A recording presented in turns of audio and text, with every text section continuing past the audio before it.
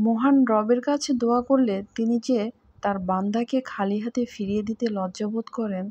আবারও শুনে নিই এক বোনের দোয়া কবুলের গল্প থেকে।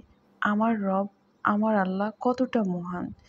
তিনি লিখেছেন, সকল বাবা মায়ের মতো আমিও আমার মেয়ের জন্য সুন্দর একজন জীবনসঙ্গীর কামনা করেছিলাম। প্রতিটি প্রস্তাবে আশা বাঁধতাম, ভাবতাম এবার বুঝি সব ঠিক হয়ে যাবে। কিছু না কিছু কারণে সেই প্রস্তাবগুলো বিয়ে পর্যন্ত যেত না। হয়তো তারা না করত, অথবা মেয়ে নিজেই তা প্রত্যাখ্যান করত। সময়ের সঙ্গে সঙ্গে এটা আমাদের জন্য অদ্ভুত এবং হতাশাজনক হয়ে উঠেছিল। মনের মধ্যে দুশ্চিন্তার কালো মেঘ জমেছিল। এমন পরিস্থিতিতে আমি নিয়মিত ইস্তেগফার শুরু করি।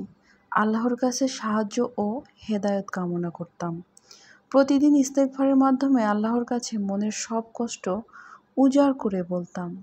প্রায় ৫ মাস ধরে ইস্তেগফার ও দোয়া চালিয়ে গেলাম। আমি নিজের মনকে ধৈর্য ধরতে বলতাম এবং আল্লাহর উপর পূর্ণ আস্থা রাখতাম। তারপর একদিন সত্যিই অলৌকিক ঘটনা ঘটল।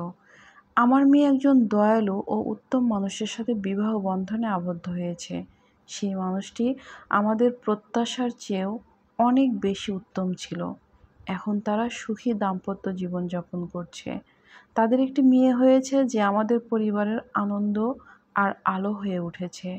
আমি এখন প্রতিটি মুহূর্তে আল্লাহর কাছে শুকরিয়া আদায় করি। ইস্তেগফার সত্যিই আল্লাহর রহমত ও সাহায্যের একটি মাধ্যম। ইস্তেগফার শুধু একটি আমল নয়, এটি হৃদয়ের বোঝা লাঘব করার এবং আল্লাহর রহমতের দিকে ধাবিত হওয়ার এক অলৌকিক সেতু। কখনো হতাশ হবেন না। ইস্তেগফার করুন এবং আল্লাহর কাছে নিজের সব আশা ও বিশ্বাস সঁপে দিন। তিনি আপনাকে ফেরাবেন না। তিনি তো অসীম, মহান। তিনি আসলেই আপনাকে ফিরিয়ে দিতে লজ্জাবোধ করেন।